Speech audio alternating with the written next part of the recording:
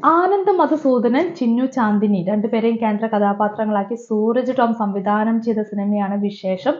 Comedy family entertainment ആണ്. Cinema എനിക്ക് വർക്കായിട്ടുണ്ട്, എനിക്ക് ഓക്കെ ആയിട്ടുണ്ട്. മാത്രമല്ല ഒട്ടും ആഡംബരങ്ങളില്ലാണ്ട് എടുത്ത സിനിമയാണ്. വളരെ സിമ്പിളായിട്ട് കഥ പറഞ്ഞു, വളരെ സിമ്പിളായിട്ട് മേക്ക് ചെയ്തു. അതോടൊപ്പം ആർട്ടിസ്റ്റുകളൊക്കെ തന്നെ നല്ല രീതിയിൽ അഭിനയിച്ചിട്ടുണ്ട്. ഈ കാരണം കൊണ്ടൊക്കെ തന്നെ സിനിമ ഓഡിയൻസിന് ഇഷ്ടപ്പെടാനുള്ള സാധ്യത വളരെ കൂടുതലായിട്ടാണ് എനിക്ക് ഫീൽ ചെയ്തിട്ടുള്ളത്. അതോടൊപ്പം തന്നെ സിനിമയുടെ കുറേ പോസിറ്റീവായിട്ടുള്ള കാര്യങ്ങളെക്കുറിച്ച് എടുത്തെടുത്ത് പറയണമെന്ന് തോന്നിയിട്ടുണ്ടായിരുന്നു. ഒന്നാമത്തെ കാര്യമാണ് സിനിമയുടെ പേര് വിശേഷം.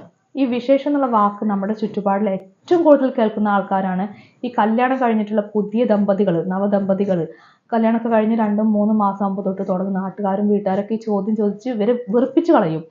അപ്പോൾ അത്തരത്തിലുള്ള ചോദ്യം അഭിമുഖീകരിക്കേണ്ടി വരുന്ന ദമ്പതികളായിട്ടുള്ള ഷിജു സജിത, ഇവരുടെ ലൈഫിലൂടെയാണ് സിനിമ മുമ്പോട്ട് പോകുന്നത്.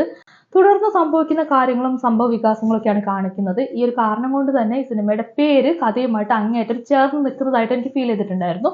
പിന്നെ സിനിമ തുടങ്ങിയ സമയത്ത് ആ താങ്ക്സ് കാർഡൊക്കെ കാണിച്ചു തുടങ്ങിയ സമയം തൊട്ടേ സിനിമ പ്രേക്ഷകരെ എൻഗേജ്ഡ് ആക്കിയിട്ടുണ്ടായിരുന്നു.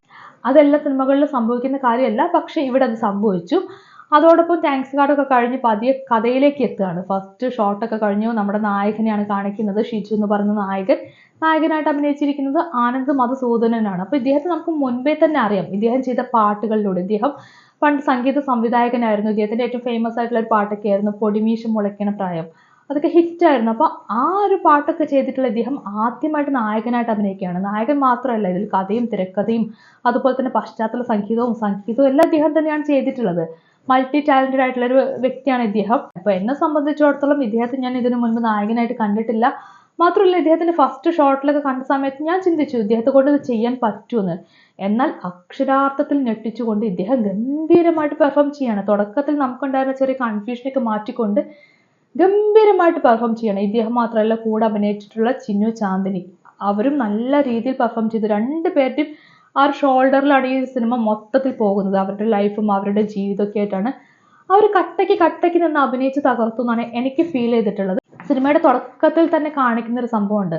നിങ്ങൾക്കിടയിൽ നിന്നും പരിചയപ്പെടുത്തുന്ന നായകൻ ശരിക്കും നമുക്കിടയിൽ നിന്നും പരിചയപ്പെടുത്തുന്ന ഒരു നായകനായിട്ട് തന്നെയാണ് നമുക്ക് ഫീൽ ചെയ്യുന്നത്. അദ്ദേഹത്തിന്റെ ഒരു അഭിനയം നമ്മൾ കണ്ടു തന്നെ അറിയേണ്ട കാര്യമാണ്. അദ്ദേഹം നല്ലൊരു നടനാണ്, നല്ല സംഗീത സംവിധായകനും, നല്ല തിരക്കഥാകൃത്തും, നല്ലൊരു നടനും തുടങ്ങി അദ്ദേഹം എല്ലാ മേഖലയിലും എവിടെയൊക്കെ കൈവച്ചിട്ടുണ്ടോ അവിടെയൊക്കെ തന്നെ അദ്ദേഹം പെർഫെക്റ്റ് ആയിട്ട് പ്രൂവ് ചെയ്യുന്നുണ്ട്. പിന്നെ സിനിമയുടെ കഥയിലേക്ക് വന്ന് ആ ഒരു ഘട്ടം മുതൽ എനിക്ക് തോന്നിയത് തമാശ എന്ന് പറയുന്ന വിനയ് ഫോർട്ടൊക്കെ നായകനായിട്ടുള്ള ചിന്നു ചാന്ദിനി നായികയായിട്ടുള്ള ആ സിനിമയുടെ ആ ഒരു ട്രാക്കിലേക്ക് മാറുമെന്ന് എനിക്ക് തോന്നി. കാരണം നമ്മുടെ നായികയുടെ ഒരു ഔട്ട്ലുക്ക് ആണെങ്കിലും നായകൻ ഔട്ട്ലുക്ക് ആണെങ്കിലും ഒക്കെ അതിനുള്ള സാധ്യത ഉണ്ടായിരുന്നു. പക്ഷെ അതൊന്നും സംഭവിച്ചില്ല. നമ്മൾ ചിന്തിക്കാത്ത രീതിയിലുള്ള ഒരു കാര്യത്തിലേക്ക് സിനിമ കടന്നു കയറി. അതോടൊപ്പം തന്നെ നമുക്കറിയാത്തൊരു വിഷയം, ഫെർട്ടിലിറ്റി എന്ന് പറയുന്ന വിഷയത്തെക്കുറിച്ച് മലയാളത്തിൽ അധികം സിനിമകൾ വന്നിട്ടില്ല.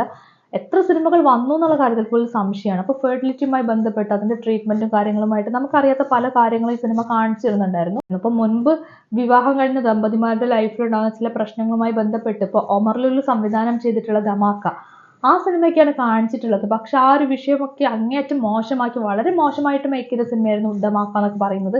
എന്നാൽ ഇവിടെ അങ്ങനെയല്ല. ഇവിടെ ഫെർട്ടിലിറ്റിയൊക്കെ ബന്ധപ്പെട്ട് നല്ല രീതിയിൽ അവർ ആ വിഷയത്തെക്കുറിച്ച് അവതരിപ്പിക്കുന്നുണ്ട്, പറയുന്നുണ്ട്. മെഡിക്കൽ രംഗത്തുള്ള പല തട്ടിപ്പുകൾ, ഫാർമസ്യൂട്ടിക്കലുമായി ബന്ധപ്പെട്ടുള്ള സാമ്പത്തിക ചൂഷണങ്ങൾ തുടങ്ങി പല കാര്യങ്ങളും ഇവരിങ്ങനെ മെൻഷൻ ചെയ്ത് പോകുന്നുണ്ട്. കൂടാതെ ഇതിനകത്ത് സിനിമയുടെ തുടക്കത്തിൽ തന്നെ കാണിക്കുന്ന ചില കാര്യങ്ങളുണ്ട്. ഇപ്പോൾ പെണ്ണ് കാണലുമായിട്ട് ബന്ധപ്പെട്ട കാര്യങ്ങളായിരുന്നു. ഇപ്പം പലപ്പോഴും നമ്മുടെ ചുറ്റുപാടിൽ കാണുന്ന കാര്യങ്ങളാണ്. ഈ വിവാഹം കഴിഞ്ഞ ആളുകൾ പെണ്ണൊക്കെ കാണാൻ പോകും. അവിടെ ചെല്ലുന്ന സമയത്ത് പുരുഷന്റെയും അല്ലെങ്കിൽ ഈ പെൺകുട്ടിയുടെയൊക്കെ സൗന്ദര്യത്തെ അളക്കുന്ന ഒരു സംഭവമുണ്ട്. അതിന്റെ ഒരു ബുദ്ധിമുട്ടിനെ കുറിച്ചൊക്കെ നമ്മളെ ചിന്തിപ്പിക്കുന്ന രീതിയിൽ പല രംഗങ്ങളും സിനിമയ്ക്കകത്ത് കാണിക്കുന്നുണ്ടായിരുന്നു. പക്ഷേ ഈ പറയുന്ന കാര്യങ്ങളെല്ലാം തമാശയിലൂടെയാണ് പ്രേക്ഷകരെ കാണിക്കുന്നതും അതേസമയം തന്നെ പ്രേക്ഷകരെ ചിന്തിപ്പിക്കാൻ പ്രേരിപ്പിക്കുന്നതും. അതുപോലെ തന്നെ അൽത്താഫ് സലീം ഈ സിനിമയ്ക്കകത്ത് ഒരു കഥാപാത്രം ചെയ്യുന്നുണ്ട്. പലയിടങ്ങളിലും അൽത്താഫ് നല്ല രീതിയിൽ സ്കോർ ചെയ്തിട്ടുണ്ടായിരുന്നു. പ്രേക്ഷകർ നല്ല രീതിയിൽ ചിരിപ്പിക്കാൻ കഴിഞ്ഞിട്ടുണ്ട്. അതുപോലെ തന്നെ കുറേയധികം ആർട്ടിസ്റ്റുകൾ സിനിമയ്ക്കകത്ത് അഭിനയിച്ചിട്ടുണ്ട്. പി കുഞ്ഞികൃഷ്ണൻ അഭിനയിച്ചിട്ടുണ്ട്, രമാദേവി അഭിനയിച്ചിട്ടുണ്ട്. നമുക്കറിയുന്ന കുറേയധികം ആർട്ടിസ്റ്റുകൾ സിനിമയ്ക്കകത്തുണ്ട്. എല്ലാവരും ഗംഭീരമായിട്ട് സിനിമയിൽ അഭിനയിച്ചിട്ടുണ്ട്. കൂട്ടത്തിൽ ഗാർഹിക പീഡനത്തെക്കുറിച്ചും സിനിമ മെൻഷൻ ചെയ്യുന്നുണ്ട്. തമാശയിലൂടെയാണ് കാണിക്കുന്നതെങ്കിൽ കൂടി ഇതൊക്കെ പ്രേക്ഷകരെ ചിന്തിപ്പിക്കുന്നുമുണ്ട്, അല്ലെങ്കിൽ ചിന്തിപ്പിക്കാൻ കഴിയുന്നുള്ളത് തന്നെയാണ് പ്ലസ് പോയിന്റ് ആയിട്ട് വരുന്നത്. പിന്നെ ഇന്നസെന്റ് എന്ന് പറയുന്ന നടൻ, അദ്ദേഹത്തിന്റെ മരണത്തിന് ശേഷം അദ്ദേഹത്തെ ഈ സിനിമയിൽ ചെറിയ രീതിയിൽ ഉപയോഗിച്ചിട്ടുണ്ട്. ആ സിനിമയ്ക്കകത്ത് അദ്ദേഹത്തിന്റെ ഒരു പ്രസൻസ് കിട്ടുന്നു എന്നുള്ളതാണ് അതിന്റെ ഏറ്റവും വലിയ പോസിറ്റീവായിട്ടുള്ള കാര്യം. പിന്നെ ഈ സിനിമയ്ക്കകത്ത് വളരെ നല്ല രീതിയിലുള്ള മനോഹരമായ ഗാനങ്ങളുണ്ട്. നീയും ഞാനും എന്നൊക്കെ പറഞ്ഞൊരു ഗാനമുണ്ട്. വളരെ കേട്ടിരിക്കാൻ നല്ല രസമുള്ള ഗാനമാണ്. ആനന്ദ് മധുസൂദനൻ തന്നെയാണ് ആ ഗാനം ചെയ്തിരിക്കുന്നത്. അതെനിക്ക് പേഴ്സണലി എനിക്ക് നല്ല ഇഷ്ടപ്പെട്ടിട്ടുണ്ട്. ഒരിക്കൽ കൂടി കേട്ടാൽ കൊള്ളാമെന്നൊക്കെ തോന്നിയൊരു ഗാനമാണ്. ഏതായാലും സിനിമയുടെ തുടക്കത്തിൽ ഫസ്റ്റ് ഹാഫിൽ സിനിമ പ്രേക്ഷകരെ കുറേ അധികം ചിരിപ്പിക്കുന്നുണ്ടെങ്കിലും സെക്കൻഡ് ഹാഫിൽ കുറച്ചൊക്കെ പ്രേക്ഷകരെ കണ്ണു നിറയിപ്പിക്കും. എന്നാൽ കൂടി നമുക്ക് അവസാനം ഈ സിനിമയുടെ ഏറ്റവും അവസാനം സന്തോഷവും അല്ലെങ്കിൽ സമാധാനവും കിട്ടും എന്നുള്ളതാണ് ഏറ്റവും വലിയ കാര്യം. പ്രേക്ഷകർക്ക് ആ ഒരു സംതൃപ്തി തരുന്നുള്ളതാണ് ഏറ്റവും വലിയ സന്തോഷമുള്ള ഒരു കാര്യം. പിന്നെ ഈ സിനിമയ്ക്കകത്ത് ടെക്നിക്കലി പറയുവാണെങ്കിൽ സിനിമയുടെ പിന്നണിയിൽ സ്ത്രീ പ്രാതിനിധ്യം കുറച്ച് കാണുന്നുണ്ട്, അത്യാവശ്യം കാണുന്നുണ്ട്. അത് സന്തോഷമുള്ളൊരു കാര്യമാണ്. എഡിറ്റർ മാളവികയാണ്. ഇനിയിപ്പോൾ കോസ്റ്റ്യൂം ആണെങ്കിലും അങ്ങനെ പല പല സെക്ഷൻ എടുത്ത് നോക്കിക്കഴിഞ്ഞാലും സിനിമയ്ക്കകത്ത് സ്ത്രീ പ്രാതിനിധ്യം കൂടുതലായിട്ട് കാണുന്നുണ്ട്. അത് എല്ലാ സിനിമകളിലും കാണുന്ന കാര്യമില്ലാത്തത് കൊണ്ട് തന്നെ ഒരു സന്തോഷം ഫീൽ ചെയ്യുന്നുണ്ട്. പിന്നെ സിനിമയുടെ മറ്റു ടെക്നിക്കൽ സൈഡ് പറയുകയാണെങ്കിൽ ക്യാമറ ആണെങ്കിലും അല്ലെങ്കിൽ എഡിറ്റിംഗ് ആണെങ്കിലും എല്ലാം നല്ല സിനിമയായിട്ട് തന്നെ നല്ല രീതിയിൽ തന്നെ അവർ ചെയ്തു വെച്ചിട്ടുണ്ട്. സിനിമ എനിക്ക് ഇഷ്ടപ്പെട്ടിട്ടുണ്ട്. ചിരിക്കാനുണ്ട്, ചിന്തിക്കാനുണ്ട്, അതോടൊപ്പം തന്നെ ഇച്ചിരിയൊക്കെ നമ്മളെ വിഷമിപ്പിക്കുകയും ചെയ്യും. ഏതായാലും ഈ സിനിമ പ്രേക്ഷകർ ഏറ്റെടുക്കുന്ന കാര്യത്തിൽ യാതൊരു സംശയവുമില്ല.